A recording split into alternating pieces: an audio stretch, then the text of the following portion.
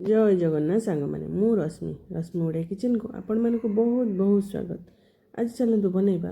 छोले आलूर तरकारी। यदि आपण मानक रेसिपीटी भल लगे लाइक शेयर सब्सक्राइब करने जमा ही भूल यही रेसिपीटी बनवाई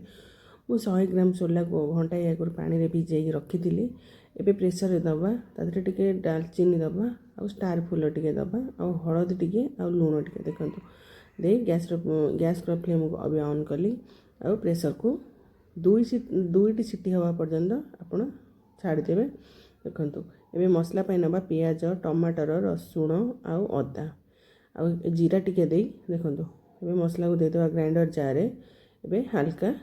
देखंतु एबे हल्का पानी देबे आउ अधा चामच जीरा देबे जीरा देई आ गोटे फाइन पेस्ट बनै देबे। देखंतु एबे मु फाइन पेस्ट बनै देइछि देखंतु पेस्ट बनै देबे सेटु एबे कढ़ा नेबे कढ़ा रे हल्का तेल देबे बेसी तेल देबे ना हल्का तेल देबे एबे टिके गुजराती गोटे आउ फाड़े देइछि डालचीनी देखंतु एबे फुटण रो हल्का फुटण देबे देखंतु हल्का फुटण दे छाड़ी देबे फुटिया पे टिके हल्का फुटी गला देखंतु एबे काटी रखिथा पियाज को दे देबे गोल्डन ब्राउन हवा पर्यंत पियाज को भाजीबे भाजी सारा देखो एबे गोल्डन हवा पर्यंत भाजी जाइए एबे बाटी रखिथा मसला को दे देबे दे सारा पर हल्का ग्राइंडर जार को धोई हल्का पानी देबे देखंतु अल्प पानी देबे आउ भल भाव में मिक्स करदेबे एबे हळदी गुंड टिके देबे आउ टिके लंका गुंड देबे आउ गरम मसला रू हाफ चामच देबे आउ हाफ चामच लुण देबे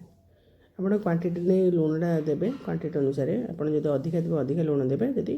कम थिबो कम लुण देबे। देखंतु एबे मसलाटी भल भाव में कषि जाइछि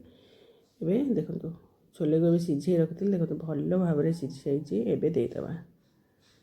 देखंतु एबे मु सबू जाक छोले को दे देइछि देखंतु एबे भल भाव में मिक्स करदेबे रखी 3-4टी छोट छोट सीझा आड़ू एबे एबे देदेबा देके एबे भल भाव में 5 मिनट कषिया ପାଇଁ छाड़ीदेबे।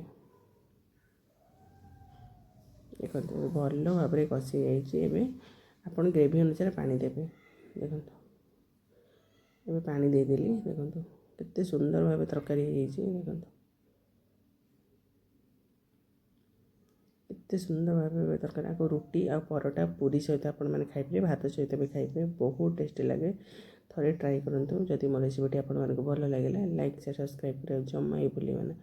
आपण मैंने वीडियो देखुं लाइक करूना देखंतु प्लीज लाइक शेयर सब्सक्राइब करते।